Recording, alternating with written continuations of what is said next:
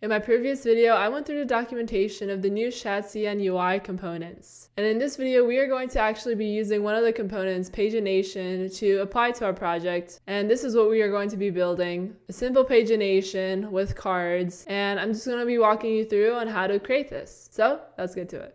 So here's my blank project open, and you can find the final output of this code in the description below. But what we are going to do is walk step by step on how to add pagination and the other libraries in order to get the demo that I showed in the beginning. So the first thing we're going to do is we need to install shadcn UI. So in order to do that, we could go to their documentation. Right here is the command that we want to use. So we're going to do npm and then paste it inside our terminal. And then right now it's going to be asking us questions. Yes, I usually tend to go for neutral. Our global CSS file right now is inside styles, so we are going to go inside there and add it. And then we could just say yes for everything else, and then it is adding the UI library to our project, so you can see it's finished. And then once we've done that, the next prerequisite that we need to do is add pagination. So if we go to docs, go to type pagination, let's add this one, and then we are also going to be adding card, the card component, which looks like this here, card, and then all you need to do is the same thing and with the card. So let's add those. It's done installing, and once we have those installed, the next thing that we need to install is Faker.js. I've used this API in a previous video, so we could go to get started, and if we go down here, you can see this is our installation. We could copy it and then paste it into our terminal, and then we will have Faker.js inside our project to use. Now, once we're done installing those, then we could go ahead and do an npm run div to get our project running. Then we could go back to our project. So we have our page. This is our main page. As you can see, we have nothing in it. Inside components, let's go ahead and add our pagination. We are going to call it client pagination, because for this video, we're just going to focus on client-side rendering pagination. I'll probably do server-side in another video. Now, once we've added that, then we could go ahead and go inside to our page and import client pagination in here so we could have it ready for us. And then now when we go to our home page, you can see it shows up. Now, once we got that added, there are a couple things that I want to add in here. So let's see, let's do a class name. We are also using Tailwind CSS for this. So let's do a padding of 4. So let's do a flex column. Make sure our items are centered, and we are justifying center, and just in case our width is full, and then right below it, then we could go ahead and add a span of gallery so we could see what we are building. And then you could see that it's getting a little bit too close to the top, so let's go back here and do a padding of 4. That's a little bit better. Now we got that done, we could go ahead and close this, and let's focus just on the client pagination. And this is going to be the main thing that we're going to be building in this component right here. So let's close this for now. So how I like to think about it first is let's go build our initial card and how we want it to look like. Let's put an image, and we want to use next image. And it's giving us error. So this is our first card. This is our image, but we have no image yet. So let's go ahead and find our image. That's where Faker.js comes in. So let's go ahead and use Faker. We are going to go ahead and import our Faker instance like that. And then within here, what we can do is we could create a constant. Let's say image for now. And then we're going to do, and then let's go to our Faker API to see what else we need to add. Pick this one. We are trying to use this one. This one generates a random image URL provided by pixum.photos. Now, since we are using this URL, we need to make sure that we have it included in our Next.js config file. So let's go within there. Now, once we have our next.config.js file open, we can go inside our Next.js documentation and see what we need to add. So I'm just going to go ahead and copy this section with this hostname right here. So let's go ahead and do that. So now, oh, it stopped running. So if we do npm run dev, we go back in here, we go here, If we go back into the API, if we want to create photos, oh, that's all we needed to do. We just needed to close it. And then let's use our image. We could just go like this. And then now, if we go here, you can see we have an image showing. So that's how you add an image using Faker.js. But however, right now, if we refresh the page, you'll notice the image is changing because this data is being fetched randomly. It's not being stored anywhere. So later on, we are going to be implementing a local storage to save the data that we are fetching inside our browser. Now, once we have our one card, right, then we could go ahead and see what happens if we add a bunch of cards. Now we get the same image. Of course, we are calling from the same variable. If we make this bigger, you can see it's just one column. So let's go ahead and make this into a grid. We go here, do class grid. And now you can see instead of it being one column, it's into 3 columns. Let's add some gap so we have some space in between. And then now if we update our cards, you can see it's rounded. Refresh. Now it's more updated. There we go. Okay.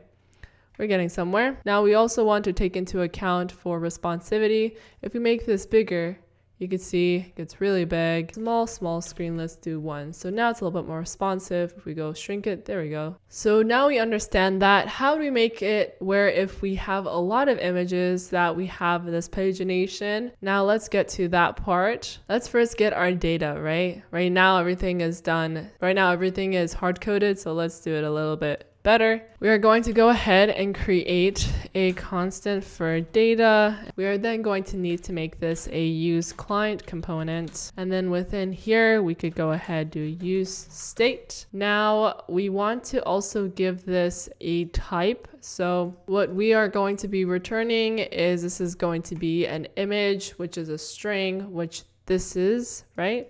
And then as well as we want to initialize it with an empty array. And then the next thing we are going to do is we're going to create a generate fake data function. So let's go ahead and do that. So we are going to replace this with generate fake data. Now within here, we could go ahead and use our same const that we had before. And then what we want it to return is we want it to return our image. And then like I mentioned before, each time you reload the page, the image changes. And so let's go ahead and store it in local storage. So we are going to do a use effect and let's get that set up. So once we got our use effect initialized, we could go ahead and create another constant. It's going to be called stored data. And then this is going to be equal to local storage dot get item. And let's name it faker data. Then we are going to check if that exists. So if stored data exists, we are going to set data to json.parse stored data. Else, we are going to then create an array of items that have a bunch of images. So let's go ahead and do that. And then we are going to set this output to our data. And then lastly, we need to set our local storage. So we're going to do local storage.set item. And the item that we used above here, we named it faker data, so we could be consistent. And then we're going to do a comma JSON dot stringify the new data that we just got. Let's get that array into our screen. We are going to do a map of data. Let's do map. And then we're going to do item.image. Now let's see what happens. You can see we have a bunch of images. So great job. We have gotten to this point. If we change this to 30, you're going to see something. What do you think is going to happen? Right now, nothing happens. It gives you the same data because we stored it in local storage. It sees that it exists. But how do we reset? Like, there's no way for us to reset. So let's include that if we want to as an option. Let's do another function called reset local storage. And then we're going to do that. And then inside here, we're just going to do local storage dot remove item. And the item that we have is faker data. And then we want to set our data back to this. And then this can only be called if there's some sort of action happening. So let's add a button. So I'm gonna do this, put that in here. Let's add a button to a little bit better. And then let's also do a margin bottom 10, more of a margin wide 10. And then if you press this button, it will reset. Oh, you have to refresh it so it can reset. Now we have 30 items. So that's how you do that. Go ahead and do some styling really quickly. Now we have some div wrappers around the image, and then also inside our image, we want to update some things. So we want to make sure that our image is covering our whole entire div. And if we now hover over it, you could see it does like a little bit of a scale in. So this is just a nice animation. If you want to include this, this is just a nice to have. If you want to take a look at this code, you could go ahead and pause it and add it. But this is not the core part of the video. I'm just gonna keep moving forward, and let's go to the pagination aspect of this. Now for pagination, we need to go ahead and import our components. So we could do that at the top right here. We got pagination, pagination content, ellipse, item, link, next, and previous. We are going to go ahead and create a function right here on the bottom called pagination section. Can't name it pagination because there's one that already exists above. And then I'm going to quickly look at the documentation to get the default setting. Let's go ahead and do that. I'm going to copy this inside here, and let's do that. Now if we go back, we haven't called it yet. Let's put it right underneath our grid right here. Let's do pagination section like that. Now you can see our pagination showed up in the bottom right here. But you saw there, if we refresh it there, we get these errors. This error, this is a hydration field because the initial UI does not match what was rendered on the server. So if we go to this part of the documentation, let's see what it says. It says it could be incorrect nesting and whatnot. How to fix this is we are going to then implement this part. So let's go ahead and do that. We already have these there, and we need to create a new thing called isClient. So let's go ahead and do that. Then we have a use effect. We are just going to put this in here. So right below set data, set isClient true, and as well as here, let's do that. So I think after that, we also need to wrap this around isClient. So let's go ahead and do that. We are going to do this, give it 2 conditions, and then the last condition, we're just going to do, just type in loading. And then we're going to take all of this, put it inside here. Whoops, put it inside here just like that. Now when we go back and we refresh it, you can see it's loading because it's fetching the API. And then now we no longer get that error. So let's try that again. There we go. So once we got that, now let's focus on the pagination aspect, because right now we press these buttons, nothing really happens, right? We need to pass a couple items into our pagination section. So I'm just going to add those items right in and then talk through why we are adding those items. So we have total items, items per page, current page, set current page. So the pagination part does a lot, right? When we press the button, we want to make sure that we're sending it to a different page. Each page is going to have a certain amount of items that we want to show. And then we also need to know the total number of items that we have to determine how many pages we need, depending on how many pages we want to show per page. That is a lot. I just said, I think it will make sense once we add more to this. So let's go ahead and move forward.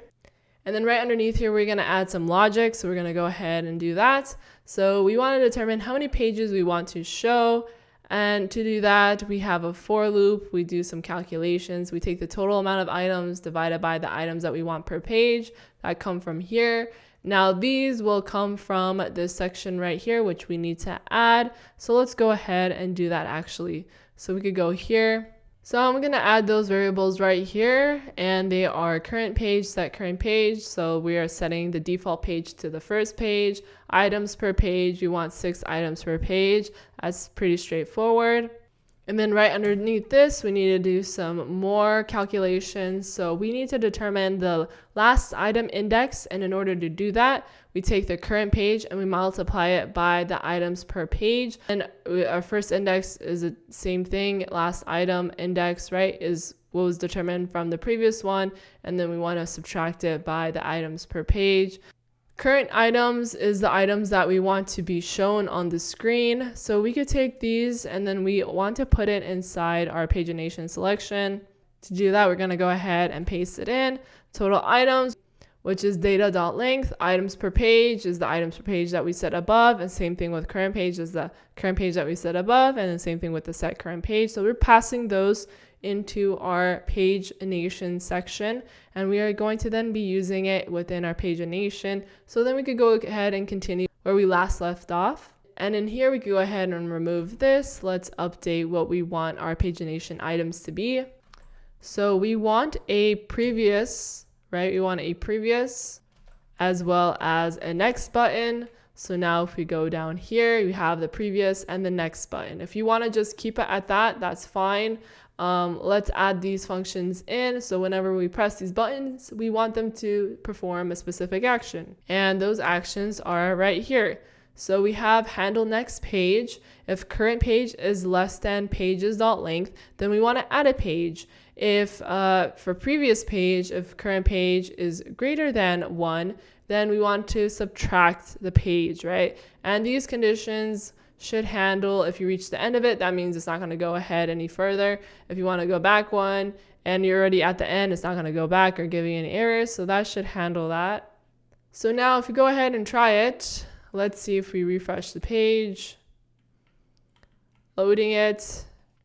Oh yes, so now since we initialize these, we have to go ahead and go back and update this section. So we are no longer using data. We want to use current items. Current items, which we set here before. Yes, right here, because that's getting the slice of data that we want. Before we were just getting everything. So this is the slice. So now if we press next, it should give us a whole new set of data right there. Whole new set. Keep going. We got 30 items. So we reached the end. Can't really see that we reached the end, but we're there. Now we could go back and we have made progress. So let's continue. Now, if we want to actually show the numbers on the bottom, we could go ahead and do that by adding this section. Let's see. So we got pages, map. We want to map the items based on the page number that we have set. So that's where we initialize it right here. We have an array of pages. It's pushing the pages that we want to have, depending on, whatever mathematical output this creates. And that's how we get the pages that we want. So if we want 6 pages per page and we have 30 items, so 30 divided by 6, we're going to have 5 pages in the end. So that's how we get 5. And also we are checking the current page. And if it is the current page, then we are setting the background of that page button right there to a different color. So it's easily identifiable of what page we're currently at. Now, if we go ahead and do that, it seems like we got it working. If you want to do some more styling enhancements, you are more than free to do that. Let's go back. I think gallery is a little bit too close. So I'm going to do like a margin bottom, like a 6 or something. And then now we got a little bit better. Let's make it a little bit bigger. You see, we got our gallery. Let's go like this. And if we refresh it, our images should stay the same.